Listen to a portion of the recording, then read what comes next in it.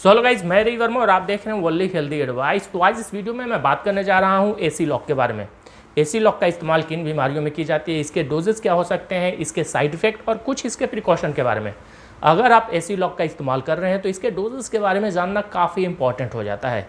AC lock का इस्तेमाल एक दिनों में मैक्सिमम कितने mg तक की जा सकती है, इसका इस्तेमाल कौन कौन सी बीमारियों को खत्म करने के लिए किया जाता है। ऐसा बिल्कुल भी नहीं है कि पेट की हर एक समस्याओं में आप एसी लॉक का इस्तेमाल करना शुरू कर दें।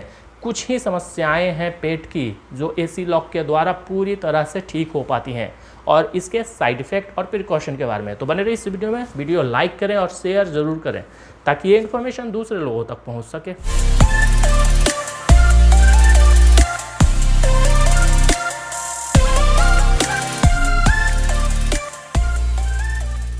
एसी लॉक में जिस मॉलिक्यूल का इस्तेमाल किया गया है वो है रेंटिडिन, और रेंटिडिन को एक H2 ब्लॉकर कहा जाता है। तो आप जानते हैं रेंटिडिन हमारे शरीर में वर्क किस तरह से करता है।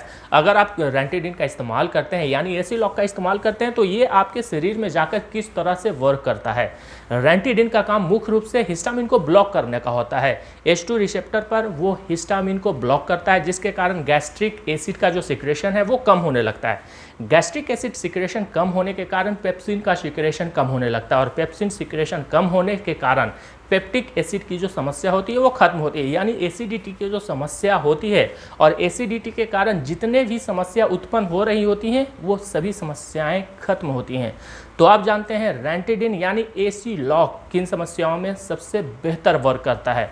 तो इसमें से पहला है एसिडिटी की समस्या। अगर आपको गैस्ट्रिक एसिड सिक्रेशन काफ़ी ज़्यादा हो रही है जिसके कारण काफ़ी सारी समस्याएं उत्पन्न हो सकती हैं, तो उन सभी समस्याओं में एसी लॉक का इस्तेमाल काफ़ी बेहतर माना जाता है। अगर आप में गैस्ट्रिक एसिड का सिक्रेशन काफ़ी ज़्यादा हो रहा है और आप एसिडिटी से परेशान हैं और वो एसिडिटी की बीमारी आप में काफ़ी समय से है, तो उस एसिडिटी के कारण आप काफ़ी सारी बीमारियों से ग्रसित हो सकते हैं, जिसमें से कुछ कॉमन भी हो सकता है और कुछ सीवियर भी माने जाते हैं।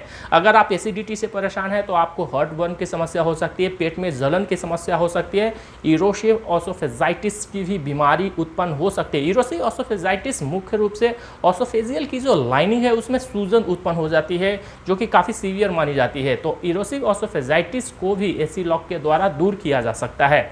डिस्पेप्सिया की समस्या हो सकती है। डिस्पेप्सिया में मोस्टली इंडाइजेशन की समस्या काफ़ी ज़्यादा देखी जाती है। अगर आप कोई खाना खाते हैं तो आपका वो भोजन पूरी तरह से नहीं पच पाता है, जिसे डिस्पेप्सिया कहा जाता है।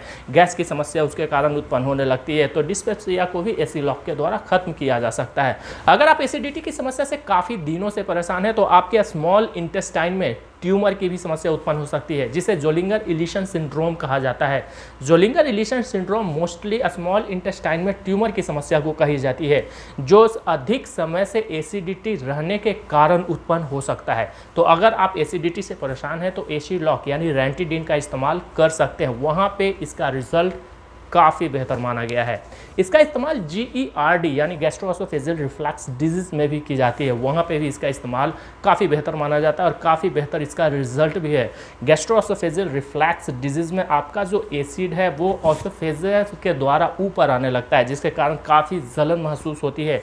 तो उस सिचुएशन में भी यानी GERD की समस्या में भी एसी लॉक का इस्तेमाल किया जा सकता है। तो अब जानते हैं इसके साइड इफ़ेक्ट के बारे में। हालांकि एसी लॉक यानी रेंटिडिन से सभी लोगों में इसका साइड इफ़ेक्ट नहीं देखा गया है, लेकिन कुछ ऐसे लोग ज़रूर हैं जिनमें एसी लॉक के द्वारा साइड इफ़ेक्ट देखा गया है। तो अगर आपको किसी भी तरह का साइड इफ़ेक्ट होता है तो वो मतली की समस्या हो सकती है, यानी नौजिया की समस्या हो सकती है, उल्टी की समस्या हो सकती है, सर दर्द की समस्या हो सकती है, चक्कर आने का भी समस्या देखा गया है। अगर आप रेंटिडिन का इस्तेमाल करते हैं कुछ समय बाद आपको चक्कर आने की भी समस्या हो सकती है। मसल्स पेन यानी मांसपेशियों में दर्द का भी समस्या देखा गया है अगर आप रेंटिडिन का इस्तेमाल करते हैं और किसी भी तरह का साइड इफ़ेक्ट होता है। तो ब्रीदिंग डिफ़िकल्ट के रूप में भी इसका साइड इफ़ेक्ट दिखा गया है। अगर आप रेंटिडिन का इस्तेमाल करते हैं और किसी भी तरह का साइड इफ़ेक्ट हुआ तो आपको सांस लेने में प्रॉब्लम्स होनी शुरू हो जाएंगी। तो कुछ ऐसे साइड इफ़ेक्ट हैं जो काफ़ी सारे लोगों में देखे गए हैं, लेकिन इसका साइड इफ़ेक्ट सभी लोगों में नहीं देखा गया। लेकिन इसका जो साइड इफ़ेक्ट है वो मोस्टली कॉमन साइड इफ़ेक्ट दिखा है। किसी भी तरह का severe side effect AC lock यानी रेंटिडिन के द्वारा नहीं दिखा है। तो आप जानते हैं एसी लॉक यानी रेंटिडिन के डोजेस के बारे में। इसके डोजेस के बारे में जानना काफ़ी इंपॉर्टेंट हो जाता है, क्योंकि रेंटिडिन के काफ़ी सारे ब्रांड्स मार्केट में अवेलेबल हैं और वो सभी ब्रांड्स काफ़ी आसानी पूर्वक मेडिकल शॉप्स में अवेलेबल हो जाते हैं। तो अगर आप रेंटिडिन का इस्तेमाल कर रहे हैं तो इसके डोजेस के बारे में जानना काफ़ी इंपॉर्टेंट हो जाता है। मोस्टली रेंटिडिन 3 फॉर्म में अवेलेबल है, 75 mg, 150 mg और 300 mg। तो अगर आप रेंटिडिन का इस्तेमाल कर रहे हैं यानी एसी लॉक का इस्तेमाल कर रहे हैं या तो फिर इसके किसी भी ब्रांड्स का इस्तेमाल कर रहे हैं, तो इसका जो इस्तेमाल है वो 150 mg एवरी 12 आवर किया जा सकता है। अगर आपको समस्या काफ़ी ज़्यादा है तो 12 घंटे के बाद फिर से 150 mg का जो टैबलेट है वो ले सकते हैं। लेकिन अगर आपकी समस्या काफ़ी कम है तो दिन में एक बार यानी 12 आवर में एक बार 150 mg इस्तेमाल किया जा सकता है। इसका जो मैक्सिमम डोज है वो 300 का है। एक दिन में आप 300 mg से ज़्यादा इस्तेमाल नहीं कर सकते हैं। अगर आपकी समस्या काफ़ी कम है तो इसका इस्तेमाल 75 mg एवरी 12 आवर भी किया जा सकता है, लेकिन इसका जो मैक्सिमम डोजेज है वो 300 mg पर डे यानी एक दिनों में 300 mg आप इस्तेमाल कर सकते हैं।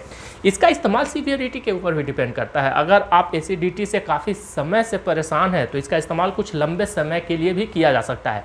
अगर आपकी समस्या काफ़ी कम है तो इसका इस्तेमाल 7 से 10 या 15 दिनों तक भी किया जा सकता है। लेकिन अगर आप एसिडिटी से काफ़ी समय से परेशान है तो इसका इस्तेमाल कुछ लंबे समय के लिए भी किया जा सकता है। तो आप जानते हैं इसके कुछ प्रिकॉशन के बारे में। अगर आप किडनी या तो फिर लीवर के किसी भी सीवियर इलनेस से परेशान है, सीवियर डिजीज से परेशान है, तो आप एसी लॉक का इस्तेमाल ना करें तो बेहतर होगा।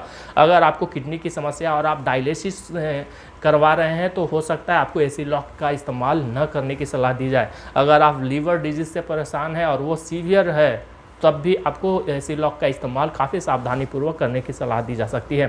पेप्टिक अल्सर में भी इसका इस्तेमाल नहीं करने की सलाह दी जाती है। अगर आपको पेप्टिक अल्सर की समस्या है तो एसी लॉक का इस्तेमाल काफ़ी सावधानीपूर्वक करने की सलाह दी जाती है। लंग डिजीज़ में भी इसका इस्तेमाल काफ़ी सावधानीपूर्वक करने की सलाह दी जाती है। अगर आप डायबिटीज़ पेशेंट है, ख़ासतौर से डायबिटिक मेलाइटस अगर आपको है तो उस सिचुएशन में भी एसी लॉक का इस्तेमाल यानी रेंटिडिन का इस्तेमाल नहीं करने की सलाह दी जाती है। तो कुछ ऐसे प्रिकॉशन जरूर हैं जो आपको हमेशा याद रखने की सलाह दी जाएगी। तो वीडियो लाइक करें और शेयर ज़रूर करें ताकि ये इन्फॉर्मेशन दूसरे लोगों तक पहुंच सके।